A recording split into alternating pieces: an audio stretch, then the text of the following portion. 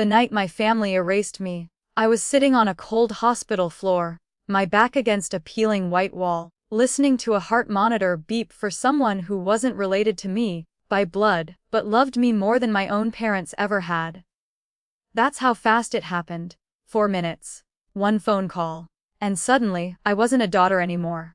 My name is Irene, and for 5 years, my parents believed I destroyed my own life. They were wrong. But they believed my sister. And that belief cost them everything. Let me rewind. Because you can't understand the damage without knowing how it started. I grew up in Hartford, Connecticut, in a house where there were technically 2 daughters. But emotionally, only one of us counted. My older sister, Monica, was the golden girl. She was loud, charming, magnetic. The kind of kid teachers adored and adults leaned in to listen to. School plays, leadership roles, endless praise. She walked into a room and owned it. Then there was me. Quiet, awkward, always buried in textbooks. I wasn't rebellious. I wasn't a problem child. I was invisible. And there's a special kind of loneliness that comes with realizing you're not hated. You're just not seen. Here's a moment that still burns.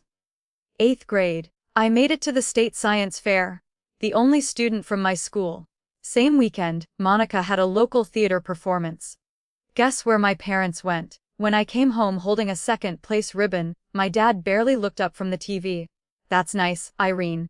That was it. No questions, no pride, no interest. So I did what quiet kids do. I stopped asking to be noticed and started trying to become impossible to ignore. Straight A's. Advanced placement classes. Volunteering. Research programs. I decided if love came with conditions, I'd meet every single one. And for a moment it worked. The acceptance letter arrived on a random Tuesday afternoon. Medical school. Oregon Health and Science University. 3,000 miles away. I still remember my dad reading the letter at the kitchen table. He went quiet. Slowly nodded. That's a real medical school. Then he looked at me. Actually looked at me. And said something I'd waited my entire childhood to hear. Maybe you'll actually make something of yourself. It wasn't warm. It wasn't gentle. But it was the closest thing to approval I'd ever received, and I clung to it like oxygen. My mom called relatives, neighbors, friends. Did you hear? Irene got into med school. That pride. It was new. And it was addictive. Across the table, Monica smiled. But it didn't reach her eyes. That's when everything shifted. Suddenly, my sister was interested in me. She started calling, asking questions, remembering names, wanting details. What classes are you taking? Who are your professors? Who do you live with? I thought we were bonding. I didn't realize I was handing her ammunition. 3rd year of med school is brutal. Long nights, endless exams, clinical rotations that drain every ounce of energy you have. That's when my best friend, my roommate, Sarah, got diagnosed with stage 4 pancreatic cancer. No family. No support system, just me. I went straight to the dean, explained everything. He approved a formal leave of absence, paperwork filed, spot held, return date set. Everything legit. Everything documented. I moved in with Sarah, took her to chemo, slept in a chair beside her hospital bed, held her hand when the pain got so bad she couldn't breathe. And I made one mistake. I called my sister. I told her everything. She sounded supportive, gentle, sweet. Don't worry, Irene. I won't tell mom and dad. They'd just stress you out. 3 days later, my phone rang at 11 p.m. It was my father. Your sister told us everything. His voice was ice cold. She told us you dropped out. That you've been lying. That you're covering it up. I felt the room tilt. I didn't drop out, I said. I took a leave. I can prove it. I'm literally in a hospital right now. She said you'd say that. My mom took the phone. How could you lie to us for a whole year? I begged them to listen. I offered proof. Names, numbers, documents. My dad cut me off. Don't call this house again until you're ready to tell the truth. Click. 4 minutes. That's how long it took my parents to decide I was no longer worth hearing. I slid down the wall and sat on the hospital floor, staring at my phone. Then my sister texted me. I'm sorry, Irene. I had to tell them. She wasn't sorry. She just won. I tried everything. Calls, emailers, proof. They blocked my number. Returned my mail unopened. My aunt tried to intervene. My father hung up on her.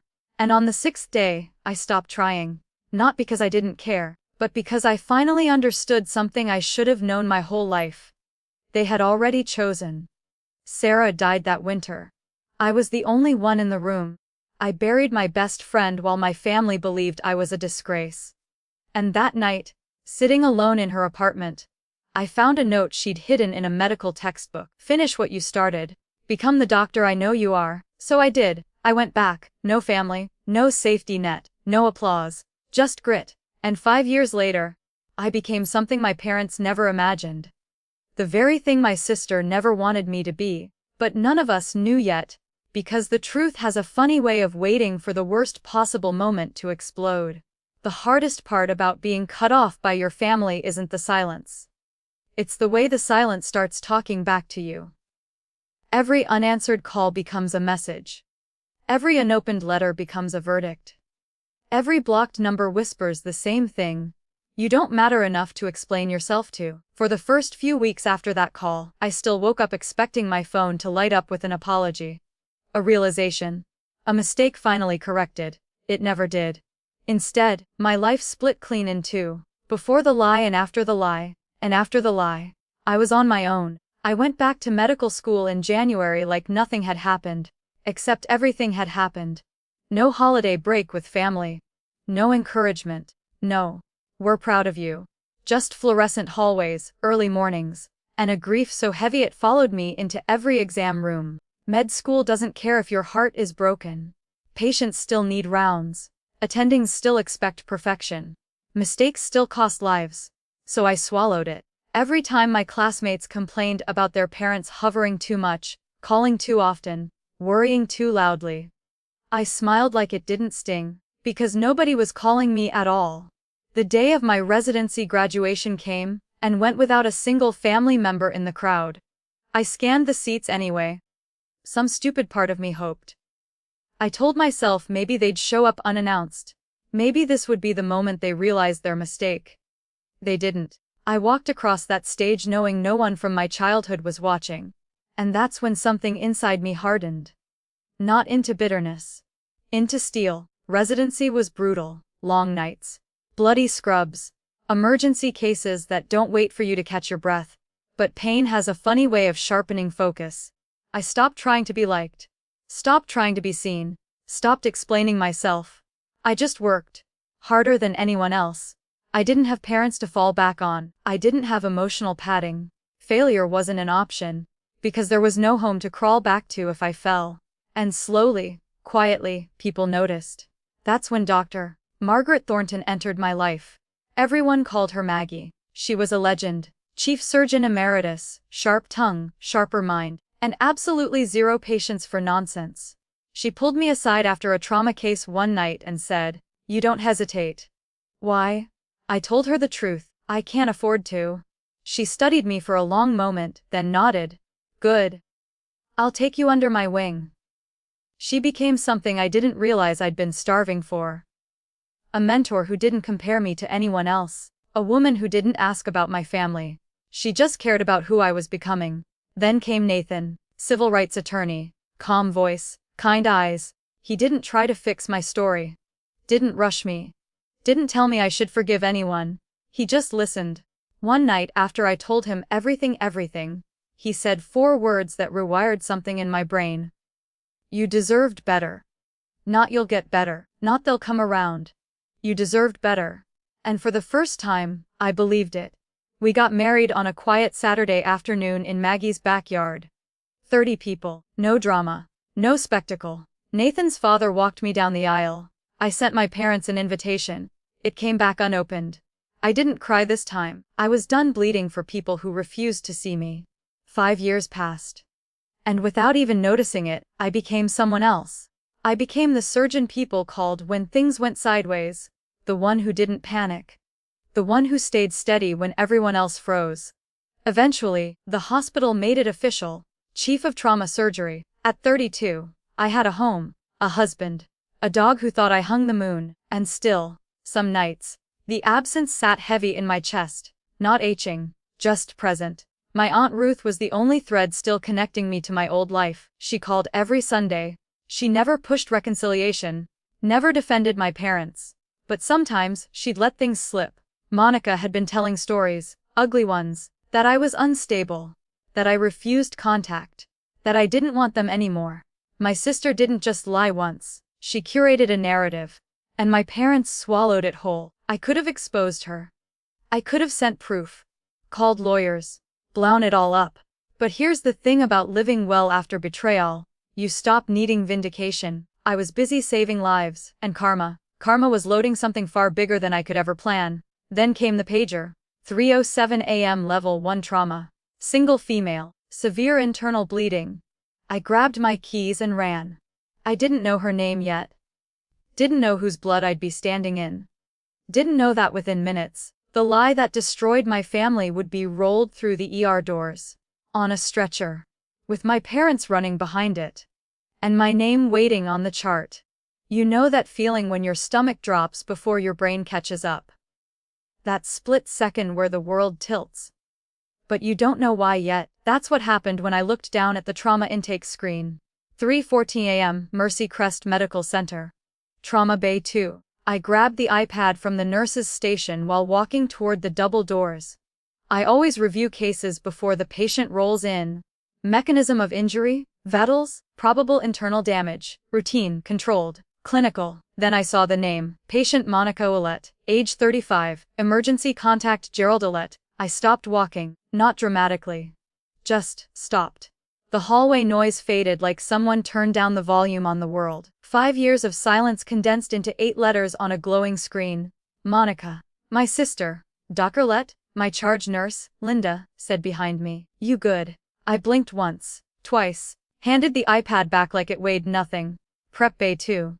Page pedal. I want him scrub ready. My voice didn't shake. That's the thing about trauma surgery. You don't get the luxury of processing your feelings before someone bleeds out. The ambulance siren wailed outside, and somewhere behind that sound, I knew, my parents were coming too. The doors burst open. Paramedics shouting vitals. She ran a red light. Steering column impact. BP dropping. Monica was pale. Blood soaked through her shirt. Oxygen mask fogging with shallow breaths. Her hand hung limp off the stretcher rail. For a fraction of a second, I didn't see the sister who destroyed my life. I saw a patient, and that's the only reason she survived. Transfer on 3, I ordered. We moved her to the table. Fast ultrasound. Internal bleed confirmed. Probable splenic rupture. Prep for OR. Everything moved fast. Controlled chaos. Controlled by me. And then, through the glass partition I saw them. My mother in a bathrobe and slippers. My father in jeans thrown on in a panic. They looked older, smaller, terrified. That's my daughter? My dad shouted at the triage desk. Where's the doctor in charge? The nurse glanced toward the trauma bay. Toward me. Toward the name stitched over my chest. Dr. Irene Ouellette, MD, Chief of Trauma Surgery. She looked back at him. The chief is handling it personally. My dad nodded, desperate. Good. Get me the chief. Oh, I would. I stepped into the scrub room alone. Turned on the faucet. Hot water ran over my hands. I stared at my reflection in the stainless steel panel. 5 years ago, I begged these people to listen to me. Tonight, their daughter's life depended on my hands. I had 30 seconds to decide what kind of woman I was going to be. The abandoned daughter. Or the surgeon. I picked up my phone and called Dr. Patel. I have a conflict of interest. Patient is immediate family. I'm disclosing it. If I falter, you take over. No hesitation in his voice. Understood. Everything documented. Everything ethical. No drama. Just protocol. Then I scrubbed in. The OR doors swung open. Bright lights. Monitors beeping. Blood pooling faster than we could suction. Scalpel. 3 hours and 40 minutes. That's how long it took to save the sister who erased me. Ruptured spleen. We removed it. Liver laceration. Sutured. 2 torn vessels. Clamped. Cauterized. Stabilized. I didn't rush. Didn't hesitate. Didn't think about Thanksgiving tables or returned letters or blocked calls. I focused on anatomy. On oxygen levels. On precision. Because anger doesn't belong in an operating room. When I placed the final stitch, Monica's vitals stabilized. She was going to live. Because of me. 6:48 a.m. I pulled off my gloves. Dr. Patel lowered his mask. That was flawless. I nodded once. Thanks. Then he asked the question everyone was thinking. You want me to talk to the family? I looked at my reflection in the scrub room mirror again. No tears. No tremble. Just clarity. No, I said, this one's mine. The waiting room felt colder than the OR. My parents stood when I walked in. I kept my mask down around my neck. My badge visible. Clear. Readable. Dad spoke first. Doctor, how is she? Then his eyes dropped to my name, and time slowed. He read it. Looked up. Looked back down. Read it again. Recognition hit him like a physical blow. Mom's hand clamped onto his arm so hard her knuckles went white. Silence. 5 seconds. 5 years. I broke it. Mr. and Mrs. Ouellette. I'm Dr. Ouellette, Chief of Trauma Surgery. I didn't say Mom. I didn't say Dad. Your daughter sustained a ruptured spleen and liver laceration. Surgery was successful. She's stable. My mom stepped toward me, sobbing. Irene. I took half a step back. Professional. Controlled. Unmistakable. She froze mid-reach. You're a doctor, my father whispered. Wes? You didn't drop out. Nope. But Monica said. What exactly did Monica say? He didn't answer. Because suddenly, the version of reality he'd defended for 5 years didn't line up with the woman standing in front of him in surgical scrubs.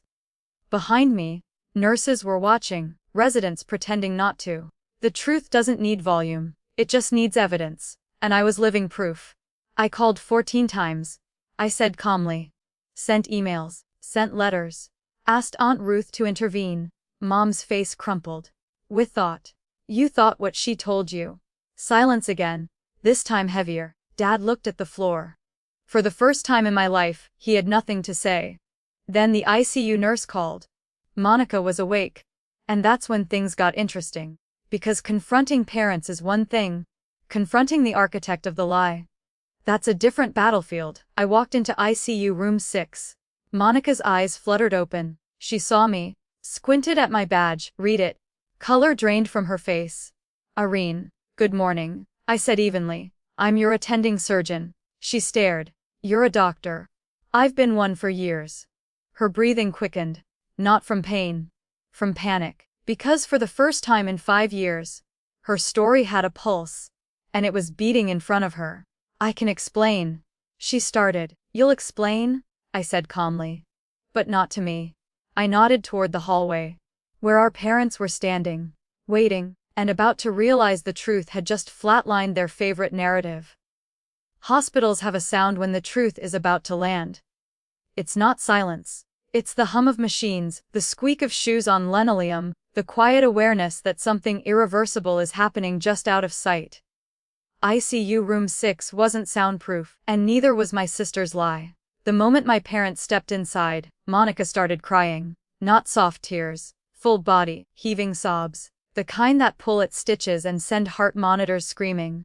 Mom, Dad, please, she gasped. I never meant for this to happen. I stood near the door. Not as her sister. As her surgeon. Because emotions make people sloppy. And I needed to see this clearly. My father stayed at the foot of the bed. His hands were clenched around the railing. Monica, he said, slowly. Irene is a surgeon. She's the chief of trauma surgery at this hospital. Monica's eyes flicked to me. Then away. I didn't know. She whispered. She never told me. I almost smiled. Almost. She told us she called you, my mother said, her voice thin. 14 times. That's an exaggeration. Monica snapped, then caught herself. I mean, she tends to dramatize things. That's when my father's voice changed. Cracked. She sent emails. Letters. Ruth tried to tell us. Monica's breathing sped up. Ruth doesn't know the full story. What is the full story? My mother asked. Monica opened her mouth, closed it, opened it again. Nothing came out. For the first time in her life, my sister had no script, and then the door opened. Aunt Ruth didn't rush in. She walked, calm, centered, prepared. I've been waiting 5 years for this conversation, she said. She didn't sit down. She pulled out her phone. Diane, she said to my mother, I think you should see these. Screenshots. Emails? PDFs. The official leave of absence form from my medical school, signed, stamped, dated. My re-enrollment confirmation, a photo of my residency graduation, me in a cap and gown, Aunt Ruth standing beside me. The only family member who showed up. My mother's hand started shaking. She scrolled and scrolled. And this, Ruth said, swiping again, is a text Monica sent me 4 years ago. She read it out loud. Don't tell Mom and Dad about Irene's residency. It'll just confuse them. They're finally at peace. The room went dead quiet. Monica stopped crying. Her face went blank. My father turned toward the window. My mother collapsed into the chair beside the bed, clutching the phone like it might burn her. You told us she abandoned us. My mother whispered. Monica didn't answer. Because she couldn't. There was nowhere left to hide. You missed her wedding, Ruth said quietly. My father flinched. Nathan's father walked her down the aisle. Do you understand what that means? My dad's shoulders shook. For the first time in 62 years, he cried. Not loud, not dramatic, just broken. What have we done? He said. Not a question. A verdict. I left them there. Because some realizations need privacy. 4 hours later, I came back. My shift was over. 22 hours awake. My parents were still there. They stood when they saw me. Irene, my mother said. Baby, I'm so sorry. I held up a hand, not angry, just firm. I hear you. But sorry is a starting point, not an ending. They nodded. Desperate. We want to fix this. My father said. You can't fix it? I replied. You can only respect what happens next. I looked at my sister. When you're recovered, we'll talk. Not today. Then I turned and walked out. 2 weeks later, Monica was discharged. And that's when I agreed to meet her. Neutral ground. A coffee shop halfway between our homes. Nathan sat nearby, reading, pretending not to listen. Monica looked smaller. Not physically. Emotionally. The confidence she used to wear like armor was gone. I'm not going to yell, I said. I just want to know why. She stared at her hands. Because you were going to be everything I wasn't. There it was. The truth. Raw. Ugly. I couldn't stand it. I nodded. That's the first honest thing you've said in a decade. She started crying again. But this time, it wasn't performative. I tried to ruin your career too. She admitted. I called your school. Told them you fabricated documents. My jaw tightened. They believed the truth. I said. That's not the same as protecting me. I'm not cutting you off. I told her. But here are my conditions. She looked up. Hope flickering. You will tell the truth. To everyone. In writing, every person you lied to. She nodded. You will go to therapy. Consistently. Another nod. And you will never speak for me again. Her head dropped. Yes. The email went out 3 days later. 47 family members. No excuses. No spin. Just the truth. And something interesting happened. Nobody yelled. Nobody attacked her. They just stopped believing her. Which, for someone who lived on credibility, was devastating. My parents started therapy. Started conversations. No shortcuts. My mother sent me a handwritten letter. I failed you, she wrote, every time I chose peace over fairness. I put it in a drawer. Not to forget. To remember. 1 month later, I stood on a stage. Physician of the Year. Applause. Standing ovation. I looked at the back of the room. 2 familiar faces. My parents. Watching. Silent, proud, broken, present. I didn't reconcile out of guilt. I didn't forgive out of pressure. I rebuilt on my terms. Because boundaries aren't revenge. They're architecture. Here's something no one tells you about being right. It doesn't feel as good as you think it will. The day after Monica sent the email confessing everything, I woke up expecting fireworks, angry relatives, family drama, group chats exploding. Instead, thick, heavy, surgical silence, and that silence hit Monica harder than any yelling ever could. The email she sent was blunt, clinical, almost sterile. She admitted she lied about me dropping out of medical school. Admitted she fabricated evidence. Admitted she told our parents I refused contact. Admitted she asked Aunt Ruth to stay quiet. She ended it with one sentence that probably took more courage than the rest combined. Irene never abandoned this family. I made sure you believed she did. No emojis. No victim language. No spin. Just truth. And once truth is written in black and white, you can't take it back. The responses started trickling in. Uncle Pete's wife called Aunt Ruth crying. Apparently, she'd repeated the Rahab rumor at a book club 2 years ago like it was fact. Cousin David sent Monica a one-line reply. I don't recognize you anymore. My grandmother, 89 years old and sharp as ever, called me personally. I'm too old for nonsense, she said, and I was lied to. Her voice shook, not from age, from anger. Forgive an old woman for believing what she was told. There's nothing to forgive, I said. You were manipulated. And that's the part that shifted everything. This wasn't just about me. It was about control.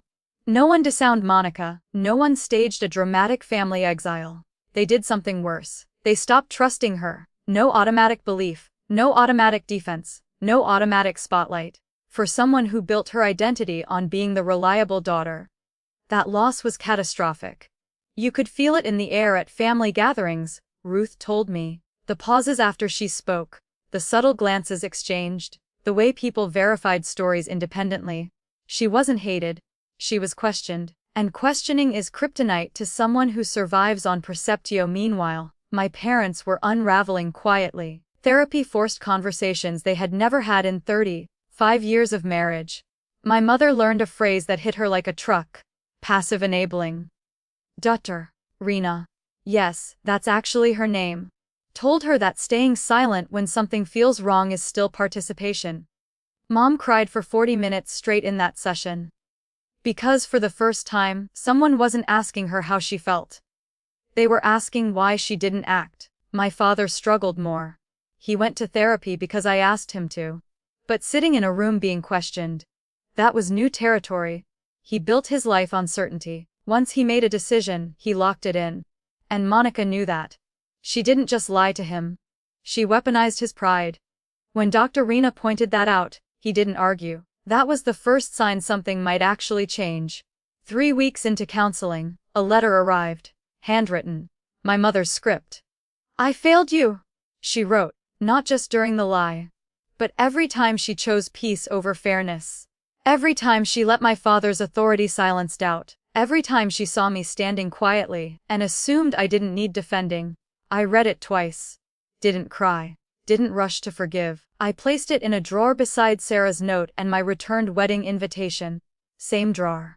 Different energy, because progress isn't fireworks. It's inventory. Monica started individual therapy too. That surprised me. The second time we met for coffee, she mentioned it awkwardly, like she was admitting weakness. I don't know who I am without being the impressive one, she said. That landed. Because underneath all the jealousy and manipulation, there was something deeper. Fear. She wasn't trying to destroy me. She was trying to outrun irrelevance. Does that excuse it? No, but it explains it, and explanation matters when you're deciding whether to rebuild or walk away. We met 3 times that month. Short conversations. No dramatics. No forced hugs, just honesty. At the 3rd meeting, she said something different. I don't expect forgiveness. I just want to stop being that person. That's when I gave her the only answer I could. Then show me. Consistently. Because in our family, words had always been currency. And we'd been bankrupt for years. Then came the gala. Physician of the Year. Ballroom full of hospital leadership, spotlight hot on my face. I kept my speech simple. 5 years ago, I almost quit. Not because I couldn't handle the work, but because I lost the people I thought I needed. I paused. Turns out, the people you need aren't always the ones you're born to. They're the ones who choose you. Applause filled the room. Then I looked to the back row. 2 familiar faces, my parents, not in VP seats, not front and center, back row, where humility sits. My father stood during the ovation, slowly, like it hurt. My mother cried openly, not from guilt this time, from recognition. They were watching the daughter they almost erased. And they were finally seeing her. After the event, my dad found Nathan near the coat check. I owe you, he said. Nathan shook his head gently. With respect, sir, you owe her. That was the moment I knew things were different. Because my father didn't argue. He nodded. Here's the truth nobody glamorizes. Rebuilding isn't cinematic. It's awkward dinners. Short visits. Careful conversations. Trust grows slower than resentment, but it does grow. If watered correctly. One Sunday morning, snow falling outside my kitchen window, the doorbell rang. I opened it. Mom and Dad stood there, nervous, holding orange juice and homemade cookies. Like guests. "Can we come in?" my mom asked. I stepped aside. Coffee's almost ready. My father looked around my kitchen like he was studying a life he nearly missed. "Can I help?" he asked. I handed him plates. "You can set the table." 4 plates. He placed them down carefully. Like something fragile. Like something worth protecting. And in that moment, I realized something powerful. They didn't get a reset.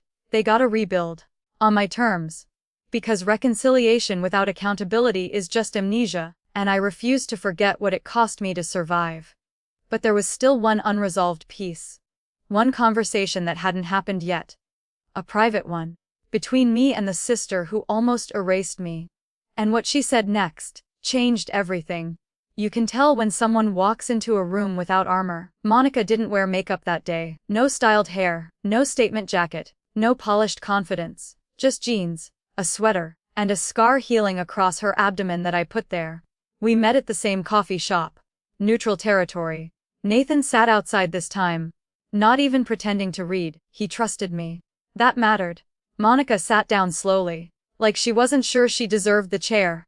For a few seconds neither of us spoke. Then I said it. "This is the last time I'm asking." "Why?" No anger, no edge. Just clarity. She stared at the table. "Because you were going to leave me behind." I blinked. "That's not an answer." "It is," she said quietly. "You were going to become the impressive one. The doctor. The accomplished daughter, and I was going to be normal." There it was again. That word. Normal. "You already had their attention?" I said.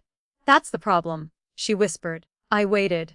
Because sometimes silence pulls the real truth out. "When you got into med school," she continued, "Dad looked at you the way he used to look at me." Her voice cracked. And I couldn't stand it. That hit harder than I expected. Not because it justified anything. But because it exposed something ugly and human. She wasn't trying to win. She was trying not to disappear. "You didn't just lie," I said. "You built a system." She nodded. "I know. You called my school." "Yes." "You tried to get my leave revoked." "Yes." "You told people I was in rehab." Her eyes filled. "Yes." No deflection, no minimizing, just confession. And confession without excuses is rare. "I hated myself while I was doing it," she said. "But once it started, I couldn't stop. Every holiday it got bigger. Every year it got harder to undo." That's the thing about lies. They don't just protect you, they trap you. "I didn't think it would go this far," she said. "It went exactly where you aimed it?" I replied. She flinched. "Good." Not because I wanted to hurt her. But because consequences need to be felt. Then she said something I wasn't ready for. "When I saw you in that ICU, I thought you'd let me die." Silence fell between us. "That thought crossed your mind?" I asked. "Yes?" She swallowed. I realized in that moment I had created a version of you in my head that wasn't real. Someone bitter. Cold. Waiting for revenge. I leaned back. "You didn't know me at all." "No?" she whispered. I didn't. That was the deepest wound. Not the lies. Not the rumors. The fact that my own sister didn't believe I was capable of integrity. "I don't hate you," I said finally. She looked up. "But I don't trust you." Her shoulders dropped. "I don't trust you with my story. I don't trust you with my future, and trust isn't rebuilt with apologies." She nodded slowly. "I'll earn it. Maybe," I said, "or maybe you'll just learn to live without it." That wasn't cruelty. That was reality. Then she did something unexpected. She reached into her bag and pulled out a folder. Inside were printed screenshots. Every rumor she'd spread. Every text she'd sent. Every false statement. "I wrote correction messages to everyone," she said. "Even the extended family I barely talked to." I flipped through them. They were specific. Detailed. Uncomfortable. She didn't soften anything. "Why?" I asked. "Because if I'm going to rebuild anything, it starts with being exposed." That was new. Old Monica would have protected image first. This Monica was dismantling it herself? "Therapy?" I asked. "Twice a week." "What are you learning?" She gave a half smile. "That I don't actually know who I am without being admired. Honest. Painfully honest. And that I confuse attention with love." There it was. The root. We both grew up in a house where praise was currency, where visibility meant value. She learned to perform. I learned to disappear. Different survival strategies. Same broken blueprint. I don't know if we'll ever be close, I said. I know. But I'm willing to see who you are without the spotlight. Her eyes welled up again.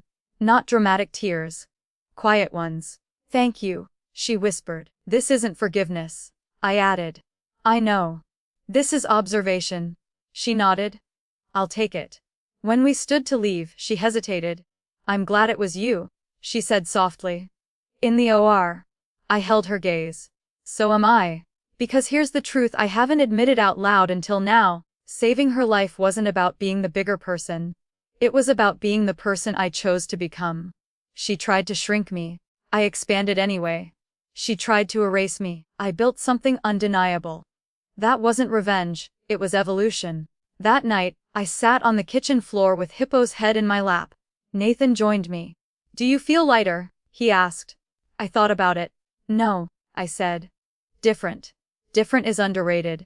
Different means movement. But the real shift didn't happen in that coffee shop. It happened a week later, when my father showed up alone.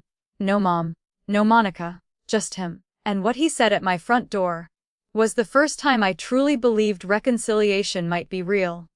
When my doorbell rang that evening, I wasn't expecting anyone. It was just past sunset, the kind of quiet hour where the day exhales. I opened the door, and there he was, my father alone. No mom, no Monica, no buffer, just him. His hands were in his coat pockets, like he didn't trust them not to shake. I didn't come to fix things, he said before I could speak. I came to own them. That stopped me cold. I stepped aside. Come in. He stood in my living room like a guest who didn't know the rules. Didn't sit until I offered. Didn't look around much. Just waited. I need to say something, he said. And I need you not to interrupt me. I nodded. He took a breath. A real one. I believed Monica because it was easier than questioning myself. There it was. Not blame, not deflection, ownership. I liked being certain, he continued. I liked being the man whose word ended the conversation. And when Ruth tried to tell me something was off, I shut it down. His jaw tightened. Because if I was wrong, then I failed you. My throat tightened. He looked at me. Really looked at me. And I did fail you. No excuses, no. But I thought. No, I didn't know. Just the truth. I didn't check. I didn't listen. I didn't protect you. That one cracked something open. Because parents aren't supposed to need protecting from their children. They're supposed to do the protecting. I taught Monica that approval mattered more than honesty, he said. And I taught you that silence was safer than speaking. I felt that one land deep. I can't undo 5 years, he said. I can't give you back what you lost.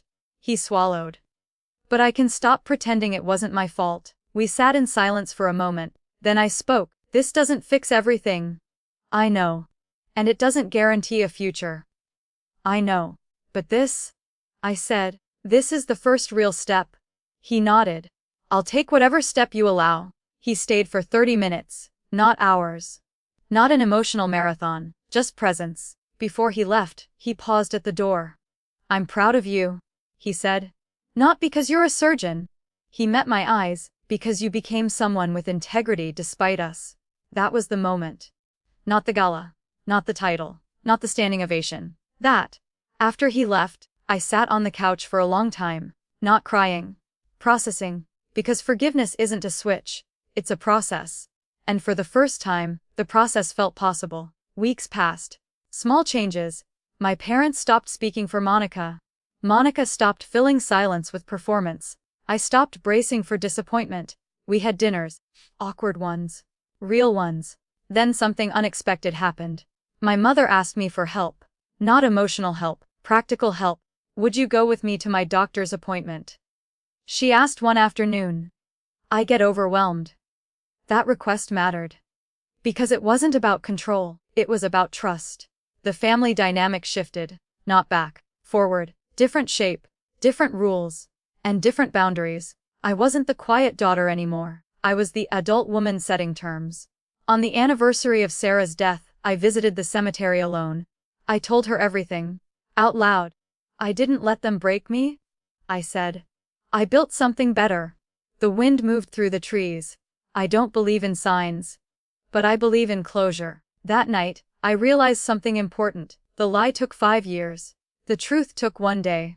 But the rebuilding, that's the longest part. And it's ongoing. There was just one thing left. One final realization that tied everything together. And it came not from my family but from myself. 5 years ago, I thought losing my family meant losing my foundation. I was wrong. It meant I had to build my own. And that foundation is stronger than anything I inherited. People love stories about revenge. They want the villain humiliated, the hero vindicated, the applause loud and public. But that's not what healed me. What healed me was this: I stopped needing them to understand me in order to keep going. Read that again. Because that's the real shift. For 5 years, I carried this quiet fantasy that one day my parents would wake up, realize the truth, and come running with apologies. But while I waited for that imaginary moment, life was moving. Residency was happening. Exams were happening. Growth was happening. And I made a choice. I could either freeze in injustice or evolve in silence. I chose evolution. Here's the part nobody saw. The nights I studied until my eyes burned. The mornings I ran before sunrise because anger has to go somewhere. The therapy sessions where I unpacked what it does to a person when the people who raised you believe the worst about you, without question. That kind of betrayal rewires you. It makes you doubt your own reality. So I rebuilt mine. Brick by brick. Choice by choice. When I stood in that operating room and saw Monica on the table, something crystallized for me. I didn't hesitate. Not because she deserved saving, but because I deserved to be someone who saves. That distinction matters. My integrity isn't conditional. It's not something I turn on or off depending on who's in front of me. She tried to erase me. I became undeniable. That wasn't revenge. That was alignment. Reconciliation didn't give me closure. Clarity did. Clarity that my parents are human, flawed, prideful, capable of growth. Clarity that Monica's jealousy was never about me being too much. It was about her feeling not enough. And clarity that none of that was my responsibility to manage. That's the lesson. You can love people. You can forgive people. You can rebuild with people. But you are not required to shrink so they feel safe. The relationship with my parents now, it's real, not perfect. Not blindly trusting. Real. My father asks questions instead of making declarations. My mother speaks up when something feels off. They don't assume, they verify. Trust rebuilt slowly is sturdier than trust given blindly. Monica and I, we're not best friends. We're not sharing secrets over wine at midnight. We're two adults learning who the other actually is without competition. Sometimes that's enough. She still goes to therapy. I do too. Because healing isn't a one-time decision, it's maintenance. Last month, something small happened, and it meant everything. We were all at dinner. Extended family, loud table, laughter, stories. Someone made a joke about favorite children. 5 years ago, that comment would have detonated something invisible and toxic. This time, my father smiled and said, calmly, I don't do favorites anymore, I do accountability. The table went quiet for half a second, then moved on. But I felt it. Growth isn't loud, it's steady. Later that night, Monica walked me to my car. I know we'll never be what we were, she said. We were never healthy. I replied. She laughed softly. Fair. Then she looked at me. I'm glad you didn't become what I tried to turn you into. I held her gaze. I never was. And for the first time, there was no tension in the silence between us. Just truth. Here's what I know now: being cut off didn't break me. It clarified me. It forced me to ask, who am I when nobody claps? Who am I when nobody believes me? Who am I when I'm misunderstood? And the answer surprised me. I am steady. I am disciplined. I am ethical. I am not small. And I don't need unanimous approval to exist fully. If you're watching this and you've been misjudged, if someone twisted your story, if you were the quiet one who carried blame that wasn't yours, hear me clearly. You don't need their realization to continue. You don't need their apology to grow. You don't need their validation to succeed. Build anyway. Heal anyway. Win anyway. The lie took 5 years. The truth took 1 day. But becoming who I am, that's a lifetime commitment. And it's one I keep choosing. Every single morning. Because at the end of the day, the most powerful thing you can do after betrayal is refuse to become bitter. Refuse to become small. Refuse to become what they expected. You don't rise by proving them wrong. You rise by becoming undeniable. And that's a life no one can erase.